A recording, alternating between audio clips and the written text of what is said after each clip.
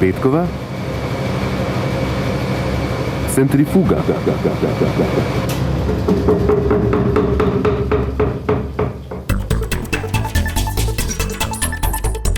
Naš svet je postal povsem prehiter. Ljudje ne moremo dolgo zdržati takšnega nemirnega tempa. Vsako novico, celo najbolj udarne, v enem tednu prekrije prah. In tisto, kar se je zdelo še v ponedeljek usodno, je v petek že zastarelo. Tako je tudi s tehnologijo in žal z odnosi. Svet ves čas pospešujemo v stalnem hlepenju za novim, boljšim, večjim, modernejšim, uspešnejšim. Zato si bomo vzeli čas za razmislek in za mir. Norveški Nobelov odbor je Nobelovo nagrado za mir podelil venezuelski opozicijski voditeljici Mariji Corina Machado za njeno neutrudno delo za demokratične pravice ljudi v Venezueli in pri boju za pravičen in miren prehod iz diktature v demokracijo. As the leader of the democratic forces in Venezuela, Kot voditeljica demokratičnih sil v Venezueli je eden najbolj izjemnih primerov poguma civilne družbe v Latinski Ameriki, je njeno delovanje počrtal predsednik odbora Jürgen Wattne-Friednes in izpostavil njeno ključno vlogo pri združevanju opozicijskih sil, ki so bile nekdaj globoko razdeljene. To je še posebej pomembno v teh časih, ko je demokracija ogrožena, poudarjajo v odboru.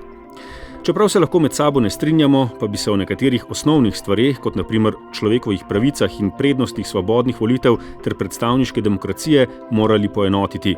A kot vse ostalo, bogastva tega, kar imamo, se zavemo šele, ko to izgubimo. Bo mir v Gazi trajal? Če verjamemo ameriškemu predsedniku Donaldu Trumpu, se lahko uresničijo sanje velikega dela človeštva, ki ne pomni, da bi na Bližnjem vzhodu kadarkoli bilo mirno. Podpis mirovnega sporazuma v Egiptu, ki je z odobritvijo izraelske vlade stopil v veljavo, so z navdušenjem pospremili tako v Gazi kot v Izraelu.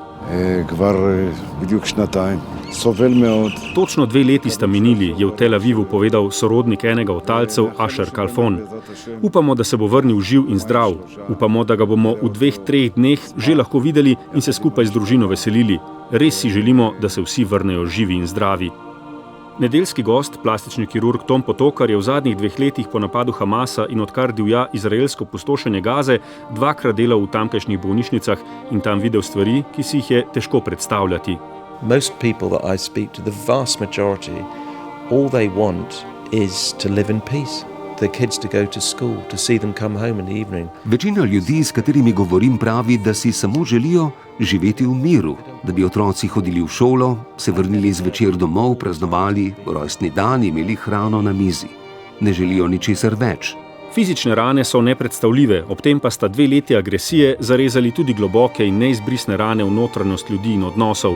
Te bo veliko težje popraviti, saj se tovrstne poškodbe ne zacelijo v času enega človeškega življenja.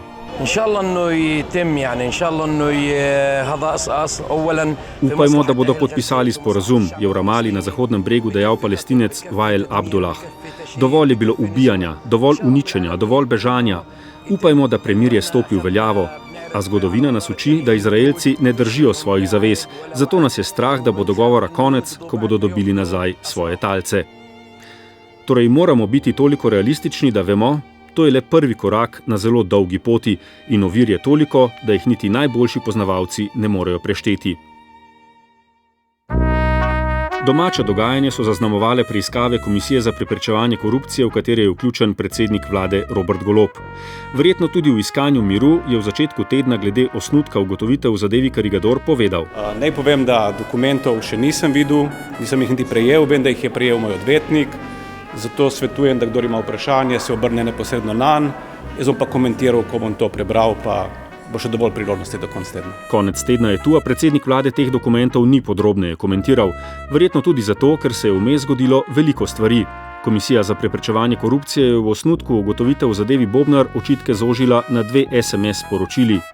Se je pa na dokumente odzval njegov odvetnik Stojan Zdolšek, ki je očitke označil za nepomembne in neutemeljene. Zatem je zaprl vrata novinarki Tarče in povzročil manjši vihar v medijski krajini. Na različne kritike se je v javnem pismu odzval predsednik KPK Robert Šumi in premierja opozoril, da napadi na neodvisne institucije strani krogov vladajoče stranke, ki so postali stalna praksa, škodijo pravni državi. Bitka za interpretacijo in medijsko podobo bo v prihodnjih mesecih vse bolj srdita, saj nas od verjetnega datuma volitev loči manj kot pol leta.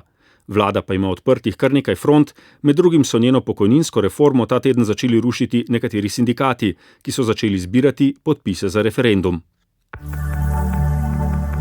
Ljudje v iskanju miru odnegdaj zahajamo v gore. Praviloma je tam manj ljudi, vendar se število nesreč s smrtnim izidom povečuje. V letošnjem letu je v naših gorah umrlo že skoraj 50 planincev, kar najverjetneje pomeni, da bomo letos v tem smislu dosegli neslavni rekord. Podpredsednik Gorske reševalne zveze Klemen Belhar je mnenja, da tega trenda ni mogoče zaustaviti. In ko sem rekel, da moramo to sprejeti, nisem mislil s tem, da rečemo, da je to prav.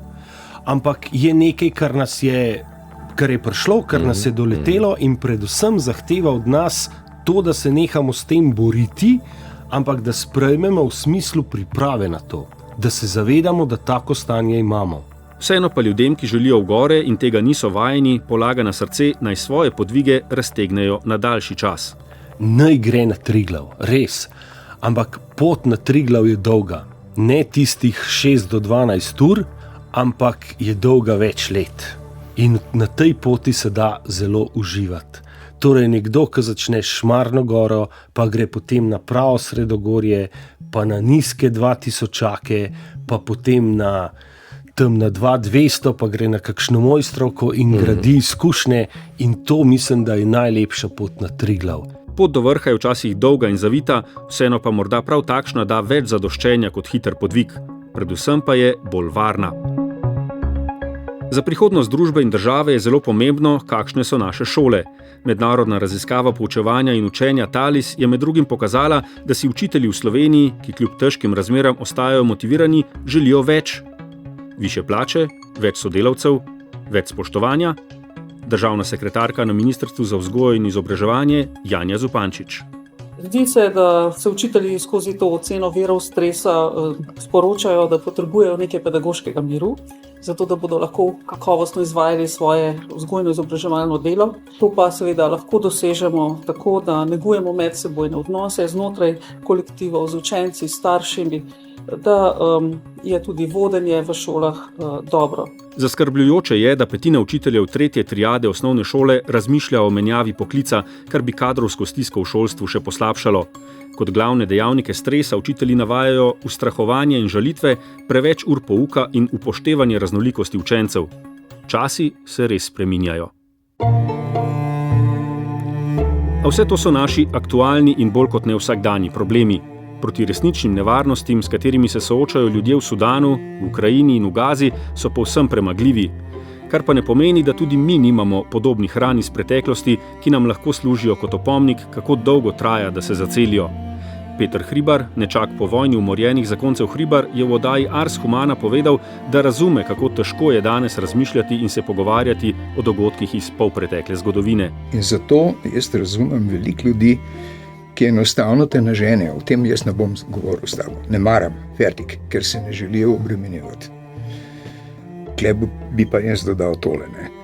Nikakor ne smemo pustiti, da gre to naprej. Mi moramo nekaj narediti za naše potomce. Nimamo te pravice, da prenašamo to breme, ta prokleti nahrbtnik težak kot svinc, na mlada ramena. Nikakor. Te ljudje, mladi, si zaslužijo popolnoma nekaj drugega kot to, kar jim mi dajemo. Čeprav, kot smo že omenili, v naši družbi, kot v mednarodni skupnosti, vlada splošno soglasje o osnovnih postulatih človečnosti, so žrtve medvojnega in povojnega nasilja pri nas še vedno nepokopane.